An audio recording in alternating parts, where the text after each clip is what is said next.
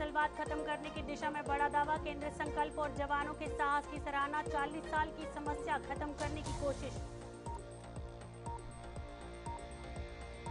CM ने माता कौशल्या के चरणों में किया पूजा, प्रदेश की सुख समृद्धि की कामना। रामनवमी नवरात्रों पर जुड़ा आयोजन, आस्था संग सकारात्मक संदेश। सीएम ने दीक्षांत परेड की ली सलामी, परीक्षाओं के अनुशासन और नेतृत्व की सराहना। साइबर इकाइयों को मजबूत करने पर दिया जोर।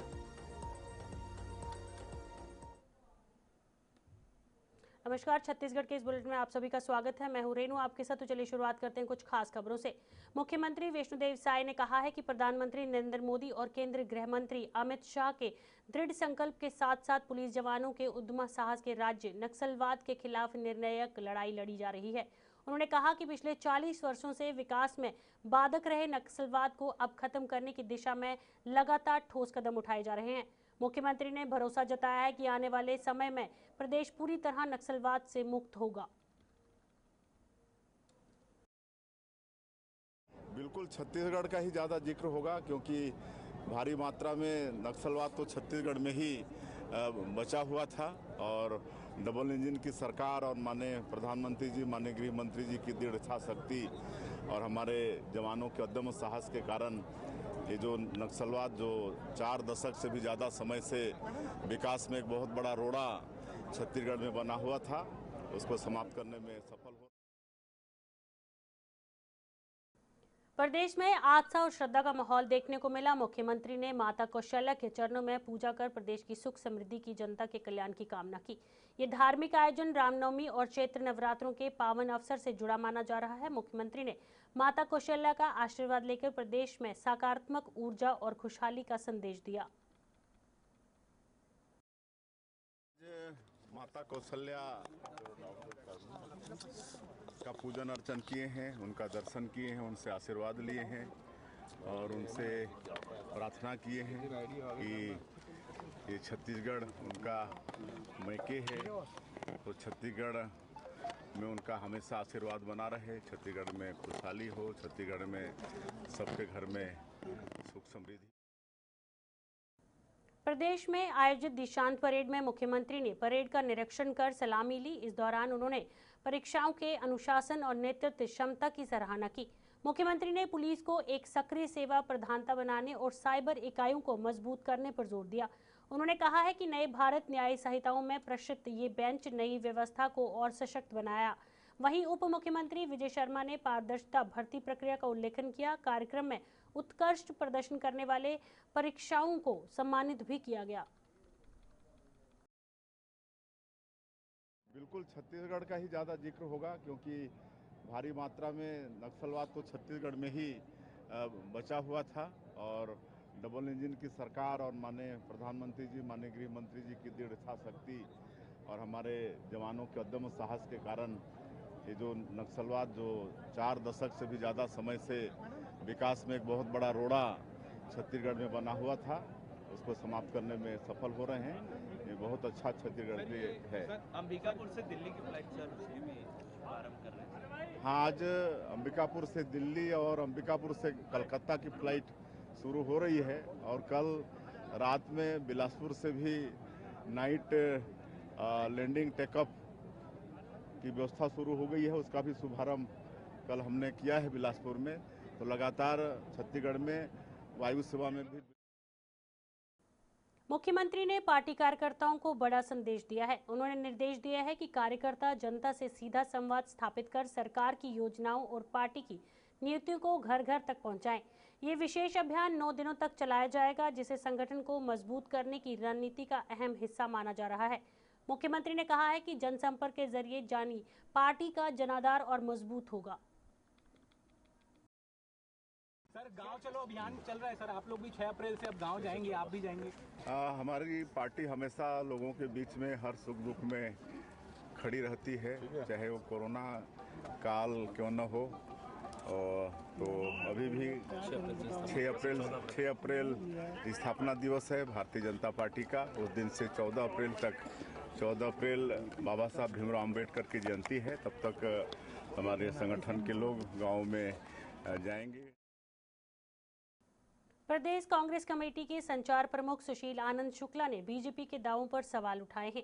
उन्होंने कहा कि अगर 31 मार्च तक नक्सलवाद खत्म होने का दावा किया जा रहा है तो सरकार यहां स्पष्ट करे कि इसके लिए कौन कौन से मापदंड पूरे किए गए हैं। कांग्रेस ने सरकार से पारदर्शिता और स्पष्ट जवाब देने की मांग की।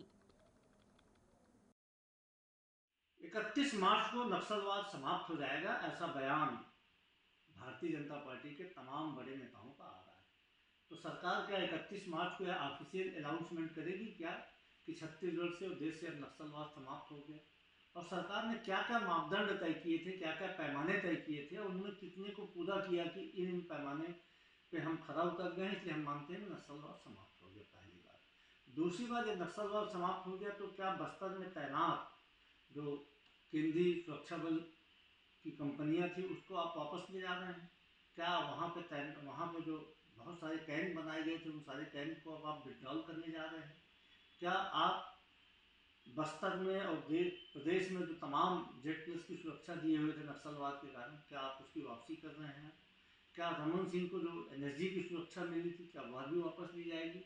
क्योंकि वह भी एनएसजी की सुरक्षा नक्सली क्षेत्र के मुख्यमंत्री होने के नाते मिली थी, जबकि वो 7 साल से मुख्यमंत्री नहीं है।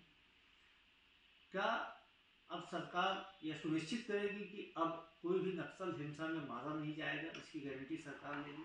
क्या सरकार यह भी सुनिश्चित करेगी कि अब बस्तर में खून खराबा में रोक लगेगी? क्या सरकार यह सुनिश्चित करेगी कि बस्तर का आम आदमी पूरी तरीके से सुरक्षित है, अपने क्षेत्र में कहीं भी जा सकता है? उसके बाद ही हमारा खेलो इंडिया ट्राइबल गेम्स 2026 में महिला हॉकी के सेमीफाइनल मुकाबले रोमांचक से भरपूर रहे। मिजोरम ने कड़े मुकाबले में झारखंड को 3-2 से हराकर फाइनल में जगह बना ली। वहीं दूसरे सेमीफाइनल में ओडिशा ने मध्य प्रदेश को 8-0 से हराते हुए शानदार जीत दर्ज की। अब फाइनल मुकाबले में मिजोरम और ओडिशा की टीमें आमने सामने होंगी।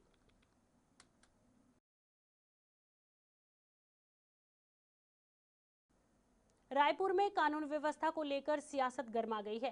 कांग्रेस ने लचर कानून व्यवस्था का आरोप लगाते हुए टीकापारा थाने पर घेराव किया।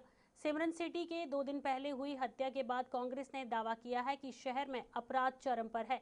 पार्टी नेताओं ने पुलिस प्रशासन पर सवाल उठाते हुए सुरक्षा व्यवस्था मजबूत करने की मांग की।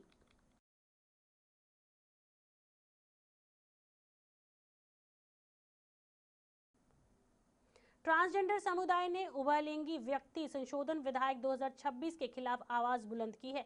प्रेस क्लब में आयोजित प्रेस वार्ता के समुदाय के प्रतिनिधियों ने इस बिल पर आपत्ति जताई। विदा राजपूत ने मेडिकल बोर्ड की अन्य निवार्ता को असंवैधानिक बताते हुए इसका विरोध किया।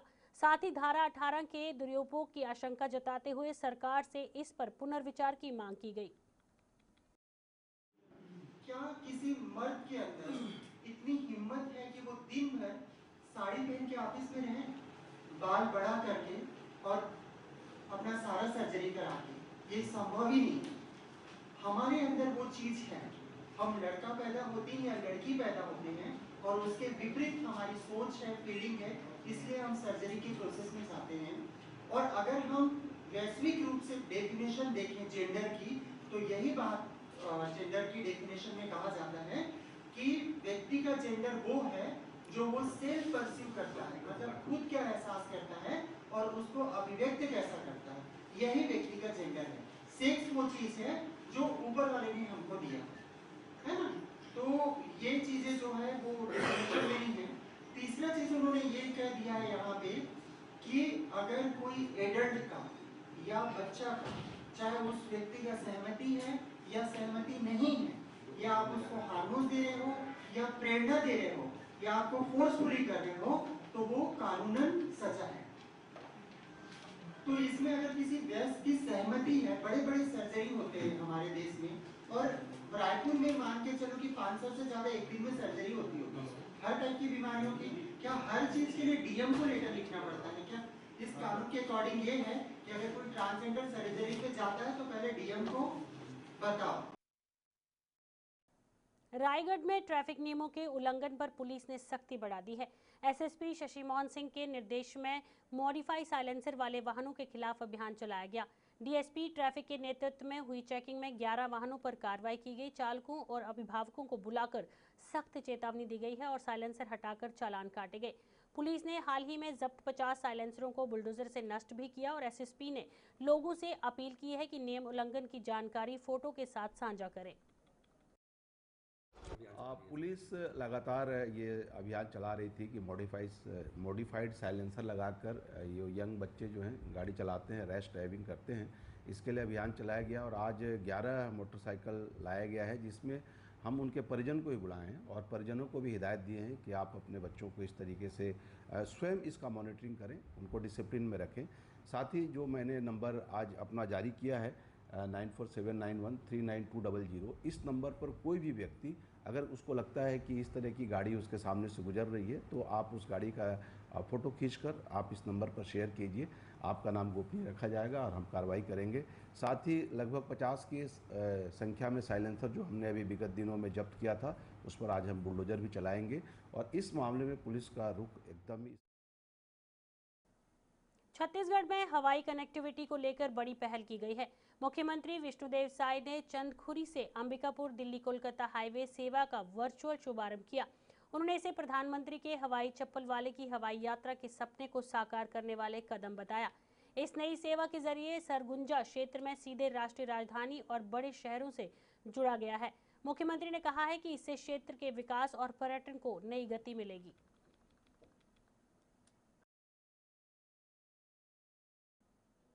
नगर निगम के बजट सत्र में जमकर हंगामा देखने को मिला। बीजेपी पार्षद ने कांग्रेस के 15 साल के शासन का हिसाब मांगते हुए जोरदार नारेबाजी की। सभापति के बार बार आह्वान के बावजूद पक्ष और विपक्ष के बीच आरोप प्रत्यारोप का दौर जारी रहा। सत्र के दौरान सदन का माहौल गरमाया रहा और कार्रवाई प्रभावित होती नजर आई।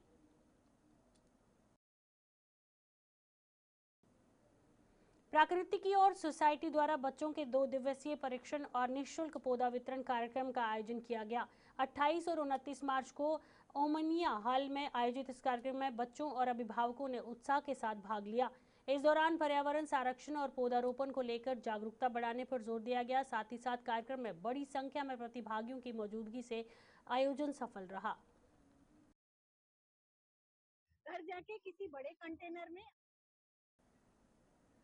छत्तीसगढ़ में वन जीवन संरक्षण की दिशा में बड़ी सफलता मिली है। वनरापारा वन्य जीवन अभयारण्य के बेल ब्लॉक कंजेक्शन सेंटर में 34 काले हिरणों को प्राकृतिक आवास में छोड़ा गया।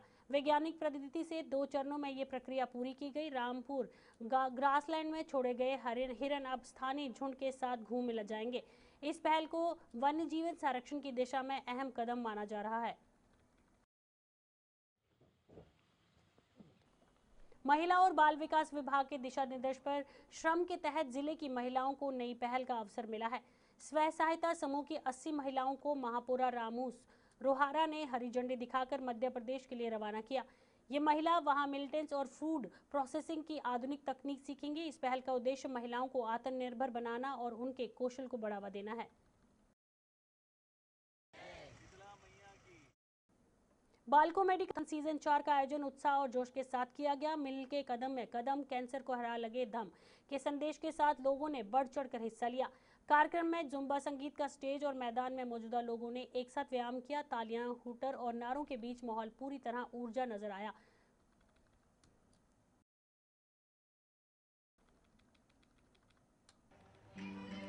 प्रदेश अध्यक्ष नीरज पांडे ने नेतृत्व में छात्रों ने अपनी आवाज उठाई। छत्तीसगढ़ के 250 से अधिक महाविद्यालयों में चुनाव के कारण छात्रों को अपनी समस्याओं को उठाने का मंच नहीं मिल पा रहा था। छात्र नेताओं ने चुनाव बहाली और पारदर्शी प्रक्रिया सुनिश्चित करने की मांग की।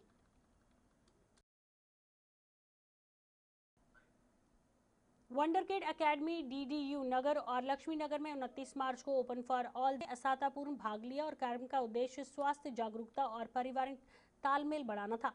प्रिंसिपल पल्लवी मिश्रा और संतोष साहू की टीम ने आयोजन का संचालन किया। वहीं मिकी माउस ने बच्चों को रोमांचित किया, योगी ने लाभों की जानकारी दी और अभिभावकों ने स्वास्थ्य जीवन शैली अपनाने का संकल्प लिया।